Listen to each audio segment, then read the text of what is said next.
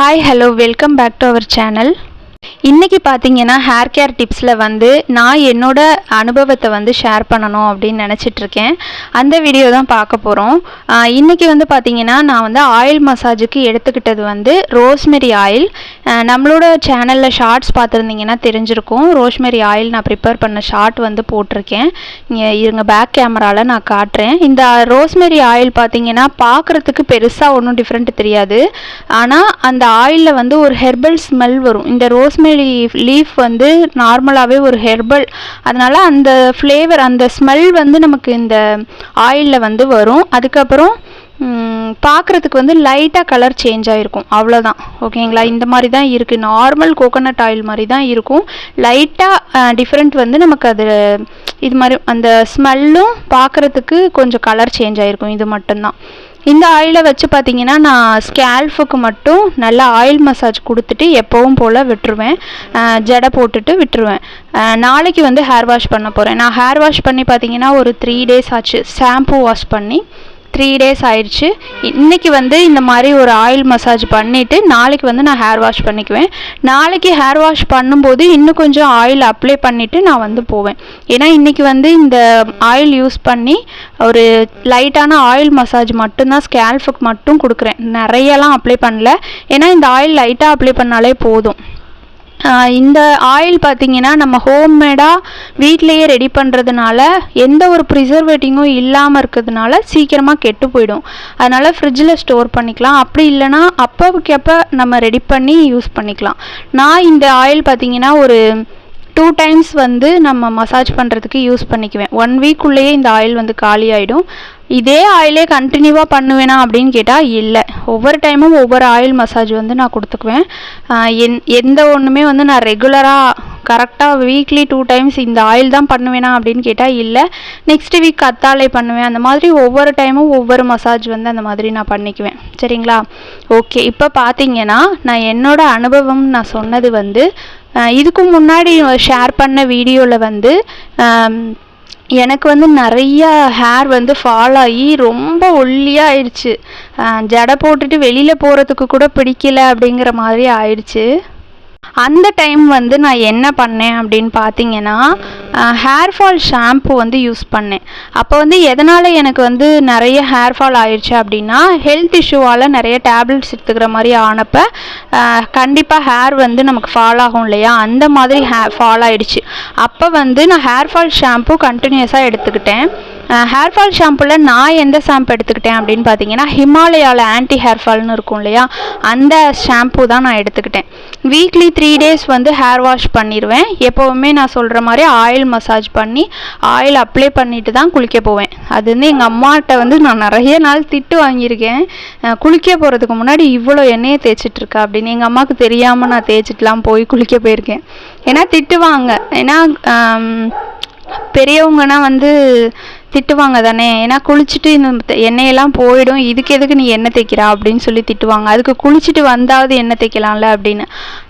அதுக்கப்புறம் எங்கள் அம்மாவோட ஹேண்டிலில் வந்து நம்ம ஹேர் இருக்கும் இல்லையா, ஒவ்வொருத்தருக்கும் அவங்கவுங்க அம்மாங்க வந்து ஹேண்டில் பண்ணுவாங்க. சில ஏஜ் வரைக்கும், ஒரு குறிப்பிட்ட ஏஜ் வரைக்கும் அம்மாங்க ஹேண்டில் பண்ணுவாங்க. அந்த டைமிங்லலாம் பார்த்திங்கன்னா நிறைய எண்ணெய் வச்சு தான் சீவி விடுவாங்க. ஒரு நாள் கூட எண்ணெய் இல்லாமல் பார்க்கவே முடியாது. ஸ்கூல் போயிட்டு இருக்கும்போது ரெட்டை ஜடெல்லாம் போடும்போது அம்மா பின்னி விடுற வரைக்கும் பார்த்திங்கன்னா டெய்லி எண்ணெய் வச்சு தான் ரெட்டை ஜடை போட்டு விடுவாங்க. எண்ணெய் வைக்காமல் சீவி விட்டதா சரித்திரத்திலே இல்லை அப்படின்னு தான் சொல்லணும். இப்போ வரைக்குமே பார்த்திங்கன்னா ஊருக்கெலாம் போனால் அம்மா வந்து கண்டிப்பாக எண்ணெய் தேய்ச்சி விட்டு தலை சீவி விடுவாங்க. இது வந்து ரெகுலராக எங்கள் வீட்டில் இருக்கிற ஒரு ஹேபிட். எங்கள் வீட்டில் எங்கள் அக்காங்க தங்கச்சி எல்லாருக்கும் உள்ள ஒரு ஹேபிட் வந்து பார்த்திங்கன்னா டெய்லி காலையில் எழுந்திரிச்சோன்னா அம்மாக்கிட்ட வந்து எண்ணெய் தேய்ச்சி விடுங்கன்னா நல்லா மசாஜ் பண்ணி விட்டு எண்ணெய் தேய்ச்சி சிக்கு எடுத்து அழகாக ஒரு பின்னல் போட்டு விட்ருவாங்க. அப்போ வந்து அந்த மாதிரி எண்ணெய் டெய்லி வச்சிட்ருப்போம். இப்போ வந்து பார்த்திங்கன்னா வெளியில் போகிறப்ப எண்ணெய் வைக்கிறது வந்து கொஞ்சம் குறைஞ்சிருச்சு அப்படின்னு தான் சொல்லணும். ஆனால் ஒரு குறிப்பிட்ட ஏஜுக்கு அப்புறம் பார்த்திங்கன்னா ஆயில் அப்ளை பண்ணிவிட்டு ஹேர் வாஷ் பண்ணிக்குவேன். அதுக்கப்புறம் நல்லா ஹேர் வந்து ட்ரை ஆனதுக்கப்புறம் கொஞ்சம் ஆயில் அப்ளை பண்ணி ஜடை போட்டுக்குவேன். இதுதான் வந்து நான் ரெகுலராக ஃபாலோ பண்ணிகிட்ருக்க ரொட்டீன். அப்போ வந்து நிறைய ஃபாலோ ஆனதுக்கப்புறம் நான் வந்து நான் வந்து ஃபாலோ பண்ண விஷயம் பார்த்தீங்கன்னா ஹேர் ஃபால் ஷாம்பு யூஸ் பண்ணுவேன். அதுக்கப்புறம் எப்பவும் போல் ஆயில் மசாஜ் பண்ணிக்குவேன். வீக்லி 3 days ஹேர் வாஷ் பண்ணுவேன். எங்கள் அப்பா வந்து கடை வச்சுருந்தாங்க. அந்த கடைக்கு வரும்போது பார்த்திங்கன்னா ட்ராவல்னால் நிறைய டர்ட் ஆகிடும். காற்றுலையே பறந்து வரும்ல அழுக்கு மாதிரி, அதெல்லாம் வந்து ஃபுல்லாக நம்மளோட தலையிலலாம் அப்படியே இருக்கிறது வந்து உணர முடியும். அந்த மாதிரி அழுக்காகிடும்.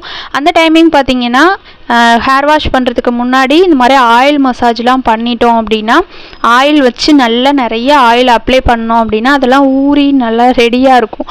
அதுக்கப்புறம் வந்து ஹேர் வாஷ் பண்ணிக்குவேன். இது மாதிரி நான் ரெகுலராக வந்து ஒரு 6 month நான் ட்ரை பண்ணேன். ஹேர் ஃபால் ஷாம்பு யூஸ் பண்ணுவேன். வீக்லி 3 days ஹேர் வாஷ் பண்ணிக்குவேன். அதுக்கப்புறம் டெய்லியும் வந்து லைட்டாக ஆயில் உச்சந்தலையில் மட்டும் வச்சுட்டு பின்னிக்குவேன், அவ்வளோதான். ஆனால் ஆயில் அப்ளை பண்ணாமல் ஹேர் வாஷ் பண்ண மாட்டேன். இது மட்டும் ஒரு 6 monthக்கு கண்டினியூஸாக நான் வந்து ஃபாலோ பண்ணேன். பழைய முடி எனக்கு திரும்ப வந்துருச்சு. ஆனால் ஏற்கனவே எனக்கு நிறைய முடி இருக்கும். ஆனால் அது வந்து சீக்கிரத்தில் வருமா அப்படின்னு யாருக்காவது டவுட் இருக்குது அப்படின்னா, ஒரு சப்ஸ்கிரைபர் கூட கேட்டிருந்தாங்க. அவங்களுக்கு வந்து லாங் ஹேராக கொரோனா டைமிங்கில் வந்து நிறைய ஹேர் வந்து லாஸ் ஆகிடுச்சு. நான் வந்து மெயின்டைன் பண்ணாமல் இப்போ வந்து ரொம்ப மோசமாக ஆயிடுச்சு, அதை நான் மறுபடியும் கொண்டு வர முடியுமா அப்படின்னு கேட்டாங்க. அவங்களுக்கு என்னோட அனுபவத்தில் நான் சொல்கிறது பார்த்திங்கன்னா இதுதான். என்னென்னா ஹேர் வாஷ் பண்ணுறது வந்து வீக்லி 3 days பண்ணுங்கள். நான் சொன்ன விஷயங்கள் தான். ஆயில் மசாஜ் பண்ணிக்கோங்க. இந்த மாதிரி ரெகுலராக வந்து மார்னிங் ஒரு வாட்டி, ஈவினிங் ஒரு வாட்டி நல்லா சீவி பின்னல் போட்டுக்கோங்க. நைட்டு வந்து நல்லா நுனி வரைக்கும் பின்னி மடித்து லப்பர் பேண்ட் போட்டுக்கோங்க. இது மட்டும் பண்ணிகிட்டே வாங்க. 6 monthக்குள்ளே உங்களுக்கு பழைய ஹேர் வந்து திரும்ப வந்துடும்.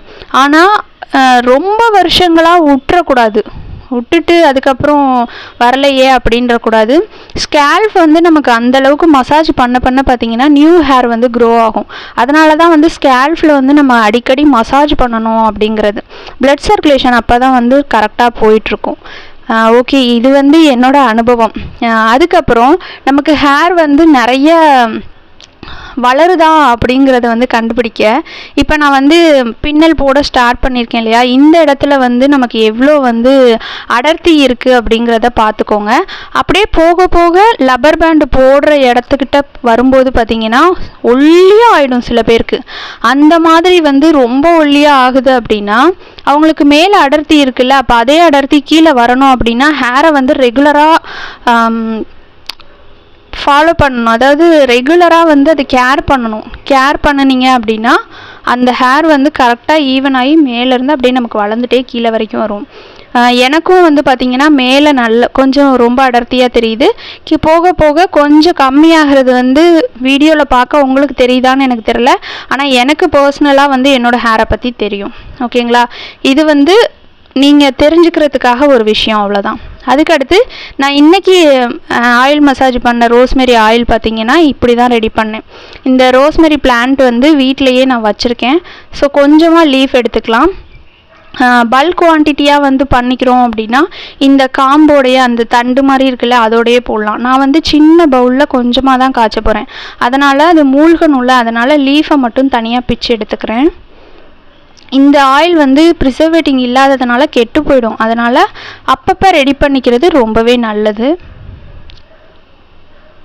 இப்போ பார்த்தீங்கன்னா எல்லாமே இந்த மாதிரி லீஃப் மட்டும் பிச்சு எடுத்தாச்சு. இப்போ இதுக்கு வந்து பார்த்தீங்கன்னா கொஞ்சமாக எண்ணெய் எடுத்திருக்கேன். ஒரு 2 tablespoon அளவுக்கு தான் இருக்கும் இந்த எண்ணெய். ஓகேங்களா, அவ்வளோதான். இந்த எண்ணெயில் வந்து நம்ம இந்த லீஃபெல்லாம் சேர்த்துட்டு டபுள் பாயில்டு மெத்தடில் தான் வந்து ஹீட் பண்ணணும். டைரெக்டாக வச்சிடக்கூடாது. கீழே வந்து தண்ணி வச்சுருக்கேன்.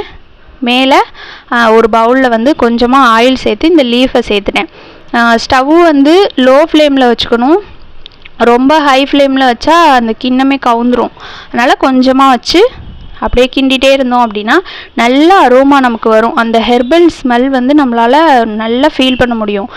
கொஞ்சம் போக போக பார்த்திங்கன்னா ஆயிலோட கலர் லைட்டாக சேஞ்ச் ஆயிடுச்சு பாருங்கள். இது மாதிரியே வந்துடும். கீழே வந்து நம்ம அந்த வாட்டர் வந்து கொஞ்சம் ஹீட் ஏறினோன்னே நம்ம ஸ்டவ்வை ஆஃப் பண்ணிடலாம். அந்த ஹீட்லேயே இது இருந்தாலே போதும். இப்போ பார்த்தீங்கன்னா இந்த அளவுக்கு வந்துருச்சு, அவ்வளோதான். இப்போ நான் இதை எடுத்துகிட்டு கொஞ்சம் ஆறட்டும் அப்படிங்கிறதுக்காக, ஏன்னா ரொம்ப ஹீட்டாக இருக்க மாதிரி இருந்துச்சு, அதனால் ஆறட்டுங்கிறதுக்காக நான் சைடில் வச்சுட்டேன். ஒரு 15 மினிட்ஸ் கழித்து பார்த்தீங்கன்னா அந்த லீஃப் எல்லாம் வந்து இந்த மாதிரி ஆயிடுச்சு. நல்லா அந்த எக்ஸ்ட்ராக்ட் எல்லாம் வெளியில் வந்துருச்சு.